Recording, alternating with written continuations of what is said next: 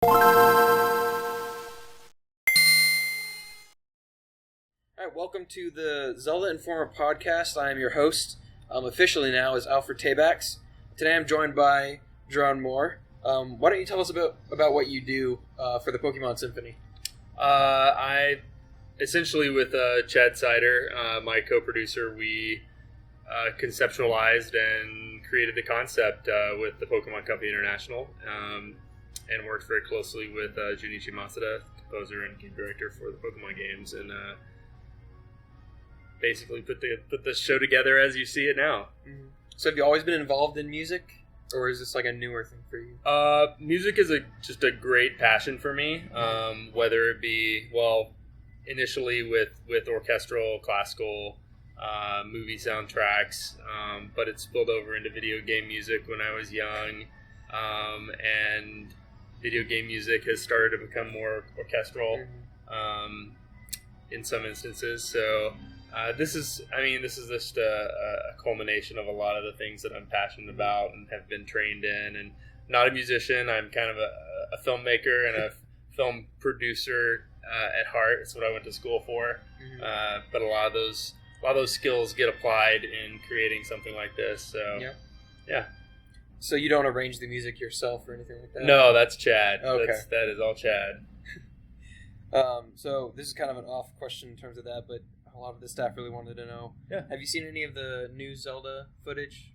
Absolutely. I've played the game. You have? Yeah, I was at E3. E3, yeah. I got to do the demo twice. So what do you think about it? I love it. I cannot wait for it. I'm picking myself up a Switch, and I'm going to be playing the heck out of that when it comes day out. one. Oh yeah. So what's your favorite Zelda game while we're on the topic, and why? Okay, so this is always a tough. Like, I have my favorites per console generation, but I would guess I'd have to put Link to the Past at the very top. Yeah. Twilight Princess is kind of like a close second. Yeah, I think a lot of people would agree with you on that first one. So yeah. Mm-hmm. I grew up starting with the very first game and Link to the Past, and then we went to Adventure of Link, and that was a sharp right or a sharp left, depending on how you look at it from what you were expecting. We still have the overworld map, but Link to the Past really, it felt like, aha, Zelda has arrived. Like, this is like the game that I imagined as a kid playing NES.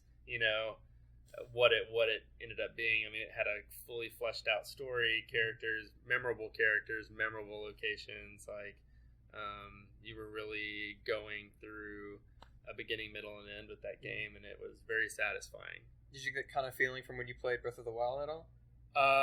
You don't get to play enough. I mean, there's not enough in that demo to really get a sense for what it's even about. You just get these little nuggets, and I mean, they dropped carrots all over the place for you to kind of like pick up and sort of think about. But we'll see. I have a lot of great hope for the game, and I'm super excited about it. Yeah. So what are your views on fan projects, like I guess like other orchestral reproductions of Zelda music or just video game music in general? Have you heard any? Yeah. I mean, I think fan projects are awesome. I'm always interested in hearing what the fan audience is doing, and I mean, I'm a fan myself, and a lot of the music projects that are coming out from that sector are just really fun and creative, and sometimes not what you would normally expect. So it's always exciting. Yeah. So you already said you don't play any instruments, or you're not really musical? Well, I grew up playing the piano, but I didn't keep with it. So you're more of a movie guy then? Yeah, definitely more of a movie, TV, story-driven guy. I'm the guy who, I don't care about multiplayer. I pick up the games for the single-player campaign. That's him right there. Yeah, and I mean, if the story isn't good, then I'm not going to attach to it. So then, what's your favorite movie? Favorite movie? Yeah. It's tough. I'm a huge Star Trek fan. So maybe Wrath of Khan. Okay. big James Bond fan. You Only Live Twice. Dial It Back to Sean Connery. I mean, these are older movies. I mean, if you had to pick a good Star Trek movie, The Wrath of Khan is the way to go, though. Yeah, I mean, a lot of people will agree with that. Yeah. But, I mean, yeah. So I got a few fan topics here. Some are serious, some aren't really serious. Okay. I'm going to hit the most hard-hitting one first. And Alex, I hope I pronounced that right, Crockett says, what's the most amount of pizza slices you can eat in one sitting? Oh, gosh. I have a really good appetite. If I really set my mind to it and I wanted to, I would make myself sick in the process, but I could probably get like maybe three large pizzas down. Oh. Wow. I wouldn't be happy with myself at the end of that, but I mean, Alex, for you, that's my guesstimate. So, got the same question from two people, and Curtis Walker and then Daniel Bergeson, who's one of our staff members, says, what song has touched you or connected emotionally the most with you and why?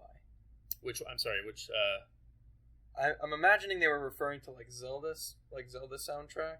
Which song from a Zelda soundtrack has touched me the most? There was just something about the rendition of Hyrule Field from Twilight Princess that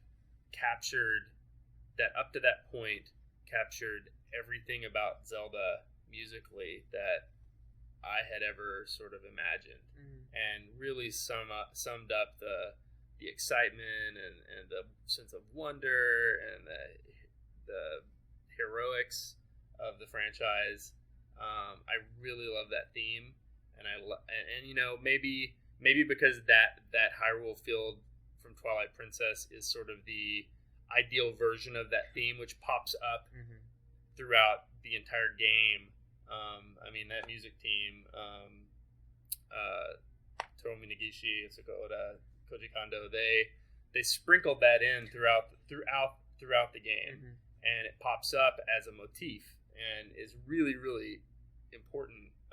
And you really get associated, and so you really associate Link with it and get tied to that emotionally. So when you hear it, when you're out there galloping across Hyrule, and even though Hyrule Field and Twilight Princess doesn't have a whole lot going on, you kind of feel like it does, because the music is almost telling you there's more here than what you're seeing. Yeah. So you said it's like your second favorite Zelda game compared to Link to the Past? Yeah. And then let's see. I always love the Ganon battle from Link to the Past. And maybe the prologue from Wind Waker is but even the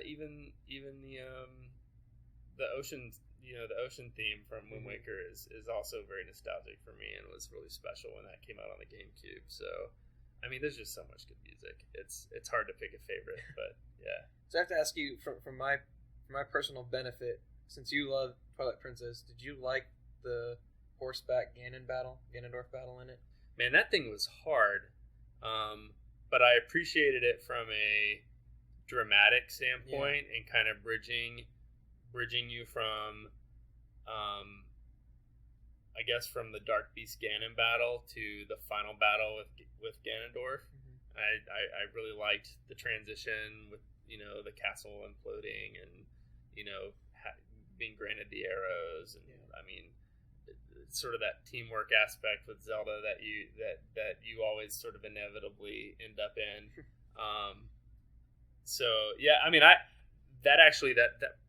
That section of music actually during the horseback battle is actually one of my favorite pieces as well. Okay, so I'm not alone there. So other people like that. Yeah. Everybody on staff, or most of the people on staff, are like, that was probably one of the worst parts of that game. So there's like, I've gone back and I've listened, and it's cool that it was released on the 3-disc soundtrack that came out in Japan. You can actually finally hear a crisp, clear, export of that render of that piece of music. Like otherwise, if I wanted to listen to it, I was like going on YouTube and like listening to like a capture from the game. Yeah. There's so much sound design going on with like wind and the galloping and the whistling and the all this stuff going on that you felt the music, but you really couldn't appreciate what it was. I love the story that it kind of tells for that particular moment in the game. So despite how frustrating that section of the game is, like for me at least, it was tough at first, and it'd probably be tough if I went. I mean, it was tough when I went and played through it on Twilight Princess HD because it had been a while. So yeah, okay. maybe because I could see Ganon more clearly. Yeah. So, let's see, Taylor Bradby asks, just kind of summarize this one. What's your favorite video game soundtrack that's not from a Japanese game? Okay. I'd have to hand that to actually one of my very close friends, Jeremy Soule, for his Elder Scrolls contributions. Mm-hmm. I actually produced both the Morrowind and Oblivion soundtracks for him, the albums, and I got to help a little bit with Skyrim, and those are just very, I guess because I have an emotional connection to them. I may be a little bit biased, but they're great. I also really love so Chad, who's my co-producer, he recently just finished wrapping up on writing the music for Recore, which is a Xbox One exclusive, and he did an amazing job with a completely original score that just has great themes and great action and a lot of fun stuff in there. So that's worth checking out. It's kind of become one of my favorites of the year. So let's see, there's one that I liked that I lost. Someone asked, and I'm probably going to find the name right after I ask it. Oh, Kristen, one of our staff members asked, are there any other game series music that you would like to produce in like a symphony like this? Yeah, there are tons. I mean, of course, I kind of like to keep those ideas close to my chest. Never know who's listening, just in case something happens. Or... But Jeremy has said that he wouldn't mind it if I went and did an Elder Scrolls thing, and that's sort of been a passion idea of mine for a long time. I know they're doing a Skyrim concert in London, and I'm not sure what that'll kind of expand into, if anything. I mean, I love the Mass Effect series. It doesn't really lend itself to the orchestra. I mean, there are definitely orchestral moments in it. It's got a very synthwave sort of feel to it, which, Blade Runner-ish, that kind of like, I think lends itself to that universe. I mean, there's always Castlevania, which I think would be awesome, but Konami doesn't really care about their properties anymore. So I don't know how officially you could get that done. I don't even know I don't even think anyone's there to answer my email if I try to get in touch with them. So you can always just do it and see what they say. I think that they would then wake up and have something to say, and I wouldn't like what that was. So Courtney Elizabeth asked, "Are you sure you're using enough cowbell?" No, I'm not. I think you can always use more. Okay. That was one of the harder questions. I'm glad you had an answer for that. Yeah, no, it's an important question. Excuse me, just a second. And then you're gonna be with merchandise? No, they're on their way back. They're on their way back. I have a person up front that is gonna work with them tonight. Right. She was looking for them, so I'll come talk to her in a minute. Okay. Cool. Sorry to interrupt you. No worries. So, Imperial Trooper asks, how are the tracks that were decided for the concert chosen? Were they personal favorites, or what makes the best flowing piece, or something else?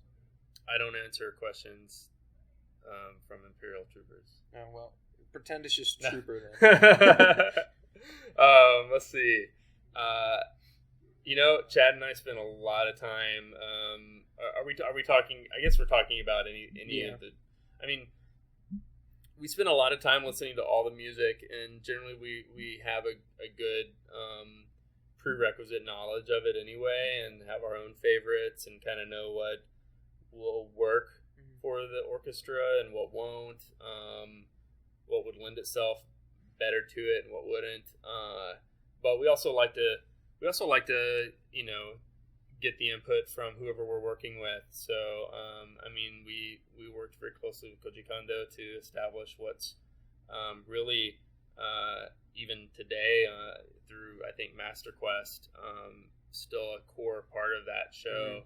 And there's a reason why it's still a core part of that show. It's because it was very carefully designed. And the same goes for Pokemon Symphonic Evolutions. And Masada-san had quite a bit of feedback and thought some of our original choices were very interesting, and was willing to hear what we wanted to do with it. And when he did, gave us the thumbs up. So we try to make it a very collaborative process while also staying true to our passion and bringing to the table and to the stage, to the orchestra, what really sets us on fire, and what gets us excited about the music and the game itself. So let's see. Chris Suzuki asks, "How was the transition from managing the Zelda Symphony, to this Pokemon Symphony?" I don't know that there was really a transition so much as it's just sort of shifting gears. They're different property. They have, Nintendo has a vested interest in Pokemon, but we work directly with the Pokemon company on Pokemon Symphonic Evolution. So we get to collaborate with them a lot and take a lot of their feedback into account and implement, their ideas and pitch them ours and end up with a fantastic product that we're all very proud of. Can't ever say enough good things about Nintendo as well. They're all really wonderful to work with, and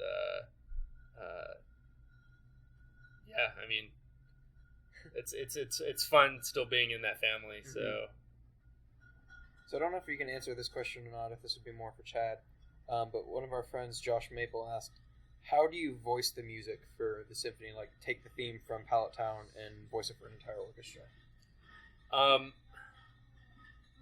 That probably would be a better question for Chad, though. For Pallet Town, it's so when you look at a song from, and I can answer this in very layman's terminology, like when you look at a song like Pallet Town, it was originally on the Game Boy. It was the first Game Boy Pokemon game, and so really what you're dealing with is an established tempo and just a melody. There aren't any really discernible instruments. And so that enables Chad a great deal of creative freedom to take that melody and interpret it however he wants. And so what we try to do when we sit down and we try to decide, well, how are we going to voice this? What form is it going to take for the orchestra? We spend a lot of time just making sure the context is right. What were you feeling emotionally when you were playing through Pallet Town? What was happening? What was the story of Pallet Town? What happens when you go back? Like, does it change? Does the music stay the same? Like, all those kinds of questions. And, really what it ends up being is that Pallet Town is your hometown. And that's where mom sends you off. And that's where you discover your first Pokemon. So there's a lot of hope and kind of sort of the beginning of a journey, just a lot of different emotions that are wrapped up in those ideas, and we try to take those and put them into the arrangement. And because it's a place where, you think about home. You think, most people, when you think about home, I hope you think you have like soft, happy memories, and like, and I know not everybody does, but that for that game, it's a happy start, and it's an exciting one, And so we try to imbue that sense of softness and sort of excitement and just that kind of you're returning home. And that's why we kick the show off with that song, because it takes everybody back to the beginning. Yeah. So last question, if you can answer this, is there anything you can talk about in terms of future projects? I wish, but I can't at the moment. Hopefully, in the coming months. Okay. So that's more along the lines of there's something that there is to talk about, or something that you can't talk about because it's not there. There's something to talk about, but can't talk about it. Okay. So that's some information. So that's good. That's good enough for me. There's several things to talk about, but yeah, as always, we're real excited to share when the time is right. Mm-hmm. We didn't announce Pokemon Symphonic Evolutions until it was time to announce it. No one had any idea it was coming. We dropped it out of nowhere, and that'll probably be very similar to sort of what we do with future announcements. Okay. Well, I think that's all I have, so I don't want to take up too much of your time. Cool. But thank you for doing this interview with us. Thank you, man. And hope to talk to you later at some point. Yeah. See you in concert. Fantastic. All right. Thanks, man.